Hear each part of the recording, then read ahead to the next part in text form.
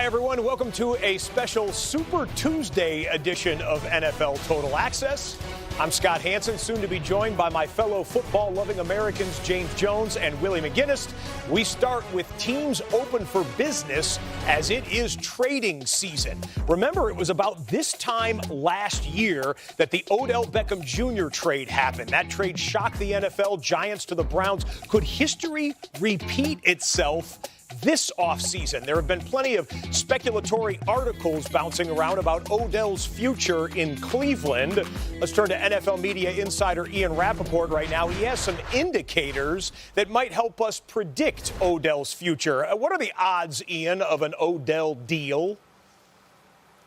Not very high. And this has been something we've actually thought for several weeks and several months now. First of all, you have a new coach in Kevin Stefanski. He wants good players. Certainly this is a team that's ready to win now. Odell is healthier than he has ever been after undergoing surgery after the season. It's not like his trade value would be that high anyway after a little bit of a down 2019. But here's what we learned in Indianapolis as the Browns get ready, Scott, to unveil some new and very secret uniforms for the 2020 season.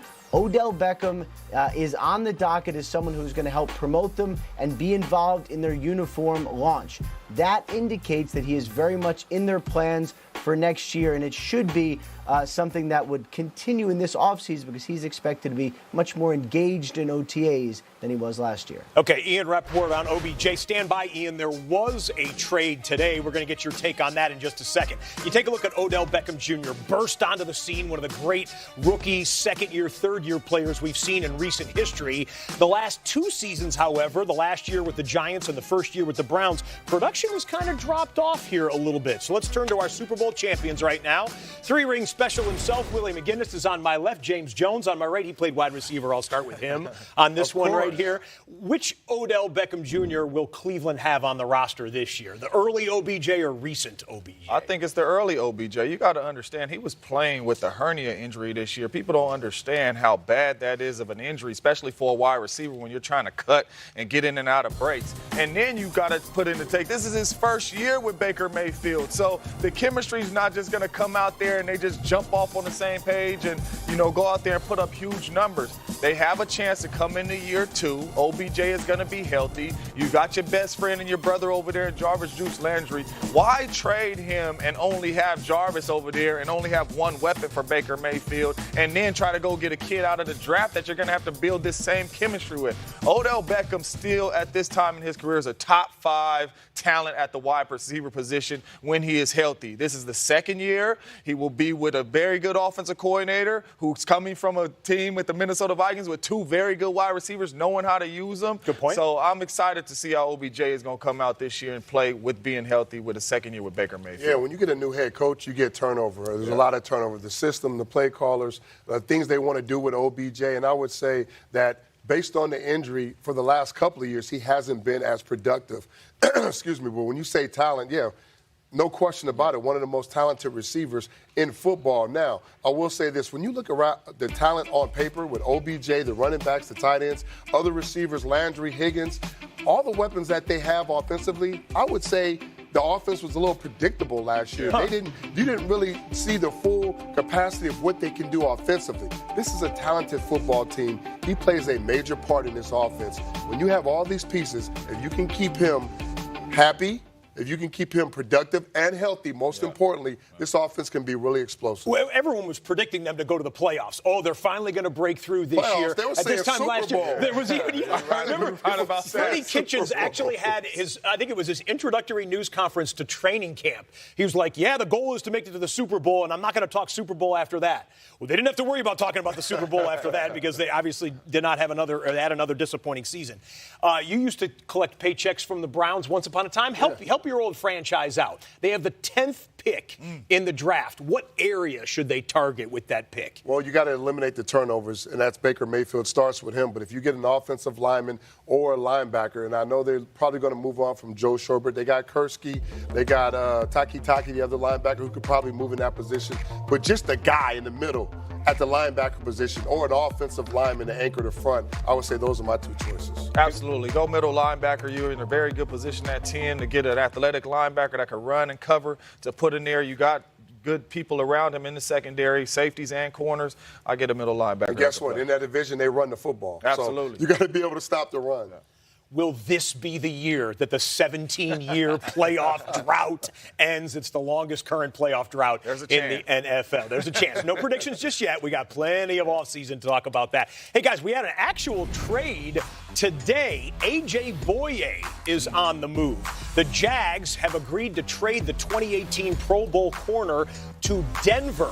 Now, the trade's not going to be official until the new league year begins. That is 2 weeks from tomorrow. But let's talk about this one here with Ian Rapoport right now. Ian, come back right now and tell us, well, what did the Jags get in return for Boye, and how did this deal come about?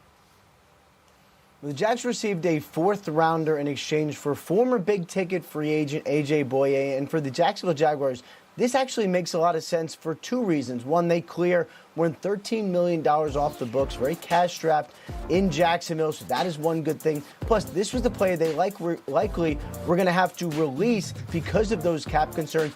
Instead of doing that, they actually had a fairly decent market to be able to trade him. They did so for the Denver Broncos. And in the eyes of Denver, who certainly is going to be aggressive again this offseason, this also makes sense for them. There's not a lot of top-flight corners still available. You have Byron Jones, you have James Bradbury, and then, of course, you have Boye. Now with the Broncos, they make sure that they get one rather than wait until free agency. Hey, Ian, you know who noticed this trade when the breaking news was happening this afternoon?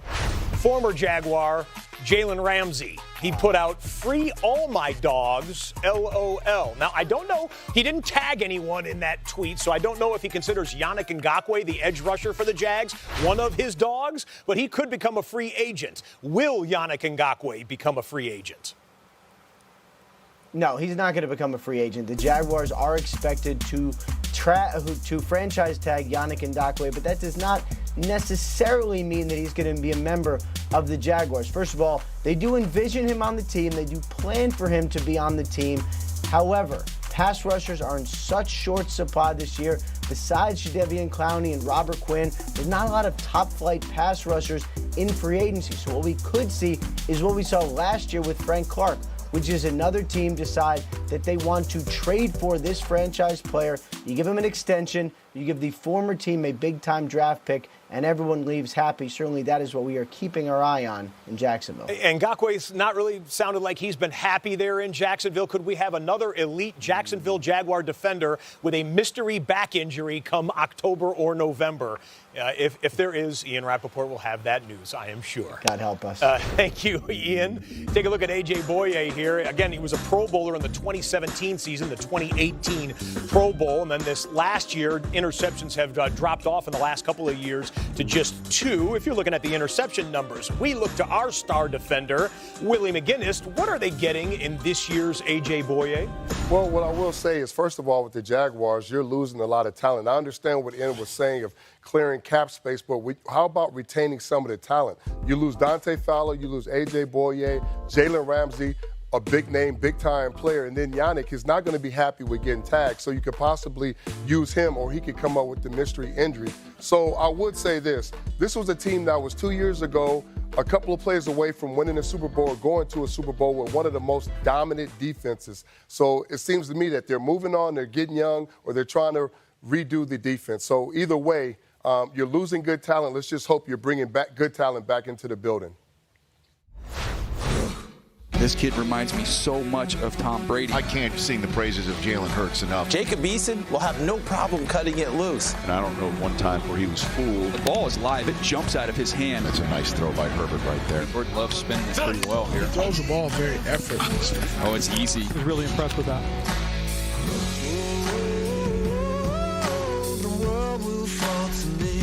You might have something with him. You got to trust yourself and let it go. I don't think he's going to get out of the second round. He's an outstanding prospect. Now you're getting a revelation. Run for your life, lock your doors real tight, 'cause baby, I'm a real bad man.